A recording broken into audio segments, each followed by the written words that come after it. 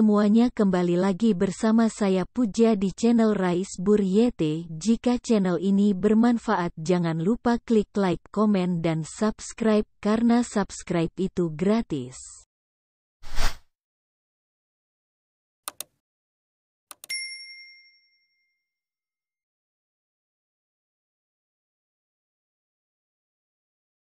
Orang tuh percaya untuk membeli online, tapi banyak banget kayak teman-teman kantor ibu itu nggak percaya untuk melakukan pembayaran, mereka menggunakan COD, cash on delivery ya, kayak gitu. Nah, tapi nggak tahu kalau teman-teman sendiri, kalau ibu balikan ya ke teman-teman, teman-teman percaya nggak sih dengan melakukan transaksi elektronik itu, percaya nggak teman-teman?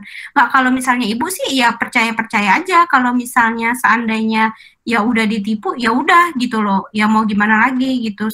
Dan kalau kalau di nih ya, ini bedanya nih ya, kalau di Amerika ibu belanja Amazon ya, Amazon kan kayak samanya kayak Tokopedia atau Shopee, itu kan e-commerce. Oh enggak, Amazon udah masuk di bisnis karena dia yang ibu bilang tadi, Amazon itu mengambil banyak, di dalam Amazon itu banyak elektronik apa ya, banyak activities, the electronic activities yang berlangsung, bukan hanya penjual dan pembelian. Nah, perlu digarisbawahi, kalau Tokopedia mereka itu masih dikategorikan e-commerce. Kenapa?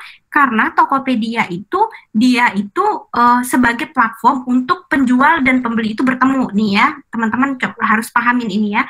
Nah, tetapi Tokopedia itu sendiri tidak melakukan berbagai aktivitas lain di luar itu gitu loh. Contohnya nih, kalau Amazon, selain mereka melakukan penjual belian secara online menggunakan Amazon ya, terus juga mereka itu juga bisa ada kayak semacam Netflix-nya untuk movie dan lain sebagainya.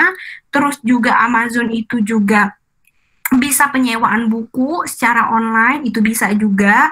Jadi kalau buku di Amerika itu ada hardcover, ada soft cover, sama juga beli secara online yang kita bisa akses selamanya gitu, atau misalnya certain of time gitu ya. Nah, dan selain itu juga mereka ada shipping namanya Amazon.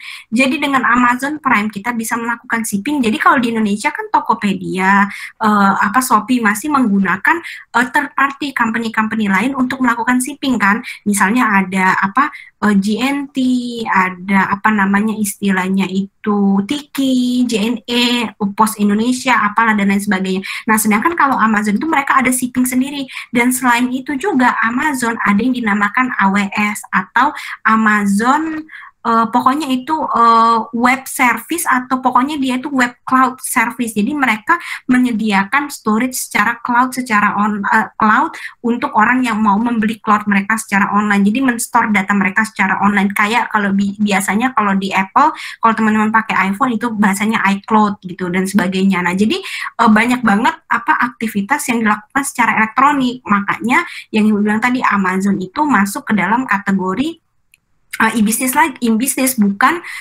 mereka sudah melakukan transformasi dari e-commerce menjadi e-business. Namun kalau Tokopedia, Shopee menurut ibu masih e-commerce gitu ya. Nah, bedanya kalau di Amerika itu kita melakukan pembelian itu, barang-barang itu kita masukin kartu kredit kita dan itu udah terembed gitu, jadi udah masuk di situ. Jadi ketika kita mau melakukan pembelian, mau pakai kartu ini nggak, atau mau add another card, mau masukin lagi kartu lain gitu ya. Nah, tapi kalau di Indonesia beda. Yang ibu tahu karena ibu menggunakan Shopee ya untuk belanja, kita masuk ke internet banking kita, sistemnya itu nanti kan kita top up kan istilahnya ya. Kalau teman-teman coba kasih tahu ibu kalau memang udah ada perubahan ya. Kita top up, nanti masuklah nanti ke Shopee Pay kita kan, ada istilahnya, ada value kan, ada money kan dalam situ gitu. Nanti itu kita belanjakan. Kita tidak input kartu kita, kartu debit atau kartu kredit. Nah, kalau di Amerika kita masukin, kita nggak ada sistem top up kayak gitu loh. Jadi that's why kalau menurut ibu Indonesia jauh lebih aman, karena kan kita tidak memasukkan kartu kita, tapi kita membayar melalui internet banking kita. Berarti ketika ada masalah, yang masalahnya itu dari internet banking, dari setiap banknya. Sedangkan kalau di Amerika kita masukin kartu, paham nggak sampai sini?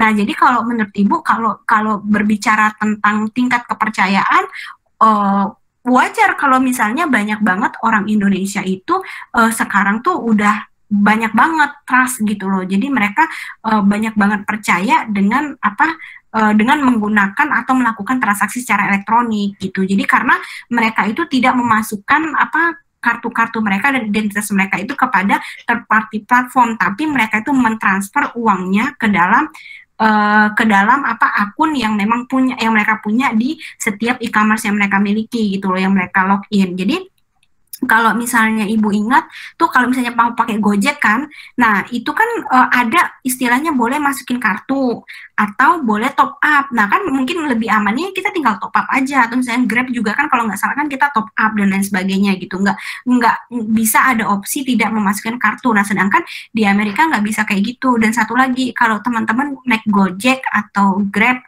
kan bisa bayar cash kan. Nah di Amerika tuh nggak bisa bayar cash. Misalnya oh ya ini $8 saya bayar nih, udah nganter saya pakai Grab gitu. Tapi enggak, semua itu langsung terdirect debit dari kartu yang mereka punya gitu loh. Jadi itu sulitnya kalau misalnya lagi visiting atau misalnya kita lagi berkunjung ke Amerika tapi kita nggak punya kartu Amerika, terus kita mau bayar Grab segala macam, di sini kan Lyft sama Uber gitu ya, mau bayar itu ya nggak bisa karena kan kita nggak punya kartu Amerika, dan mereka itu memasukkan kartunya itu secara otomatis gitu, nggak ada bayar-bayar, mereka nggak terima cash gitu. Itu mungkin bedanya gitu ya. Ada pertanyaan lain nggak? Kira-kira Leo ada yang mau ditanya lagi atau udah oke sama jawaban Ibu? Itu yang bisa Ibu jawab ya. Tapi menurut Ibu udah banyak banget sekarang orang bisa belanja-belanja online dan mereka percaya-percaya aja gitu sama transaksi elektronik yang ada. Dan sejauh ini pun Ibu nggak pernah ada masalah sih kalau untuk berbelanja secara elektronik dan sebagainya sih Ibu nggak ada masalah. Nggak tahu kalau teman-teman lain ada masalah ya. Ibu nggak ada masalah, dan mungkin juga Ibu nggak belanja terlalu banyak mungkin ya, maksudnya tidak sering berbelanja melalui online. Karena kalau boleh jujur, Ibu itu masih walaupun Ibu nggak tua-tua banget ya, masih usia 20-an juga, tapi maksud Ibu Ibu masih suka lebih belanja ke supermarket. Jadi kalau misalnya mau belanja buah atau apa ya lebih baik ke Carrefour atau Hypermart dan lain sebagainya daripada beli-beli online gitu. Nggak tahu sih, Ibu lebih suka belanja yang langsung ke store-nya karena lebih dapat vibes-nya aja kan. Kalau belanja oh iya sambil lihat ini sambil refreshing juga. Soalnya kalau misalnya pencet beli terus jadinya nggak ada interaksi sama orang, nggak bisa keluar juga, nggak bisa refresh juga kan. Kalau sekalian shopping kan sambil refresh juga, oh iya belanja ini belanja itu, maksudnya sambil refresh juga gitu, daripada kalau apa-apa kita lakukan dengan klik dengan smartphone kita gitu. Itu sih teman-teman. Ada yang mau ditanya atau ada Leo, apakah udah satisfied dengan jawaban Ibu?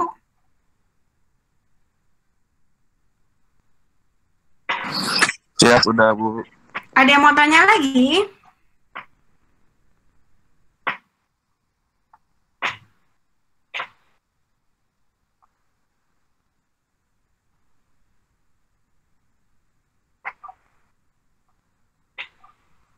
Oke, Ibu lanjut ya. Masih semangat nggak nih lanjut? Udah sejam lebih ya kelasnya ya. Sebentar ya, masih banyak sih slide-nya. Sebentar ya, kita lanjut ya. Nah, ini tadi keuntungan dari internet dalam fungsi channelnya ya. Jadi, kalau misalnya dari channel komunikasi, misalnya peningkatan informasi produk, gitu, peningkatan informasi harga. Jadi, produknya itu lebih banyak informasinya yang Ibu bilang tadi, ada metadatanya. Jadi, yang metadata itu adalah data yang menjelaskan tentang data itu sendiri. Sebentar. Boleh lah ya Ibu share dulu sebentar biar teman-teman dapat gambarannya. Sebentar ya. Nah ini nih, kalau misalnya teman-teman agak bingung, ini yang dibilang metadatanya secara singkat aja ya, sebentar ini. Nih, ini dua portal yang sebelumnya Ibu bekerja. Nah ini dulu sebelumnya Ibu bekerja di sini, sebentar. Kita lihat ya, apakah metadatanya udah kembali. Nah ini sebelumnya Ibu sempat kerja di sini juga, sebelumnya sebentar ya, Ibu share dulu. Oke. Nah, di sini. Nah, jadi kalau misalnya kita berbicara tentang metadata, nah jadi metadata itu adalah data yang explain tentang data itself. Jadi di sini katakanlah nih, ini bisa kita katakan ini metadatanya. Teman-teman bisa ngeliat ya di sini ya. Jadi filenya, ukurannya, formatnya, dibuatnya kapan, dan lain sebagainya gitu ya. Nah, terus juga nanti filenya apa aja, dan lain sebagainya. Nah, itu merupakan metadata. Jadi coba teman-teman bayangkan ketika teman-teman punya baju, terus teman-teman jelasin tuh dengan metadatanya, berarti kan nanti customer-nya itu bisa mendapatkan informasi yang lebih banyak. Atau kalau di sini ini di kantor ibu juga ngurusin ini juga. Nah, ini kan metadatanya, jadi kayak terakhir diperbarunya kapan, dibuatnya kapan, sumbernya siapa, dan lain sebagainya. Nanti kan teman-teman bisa bilang, oh ini stoknya ada berapa, terus juga dipublishnya kapan baju ini, terus bahannya apa, ukurannya apa aja, warnanya apa, dan lain sebagainya.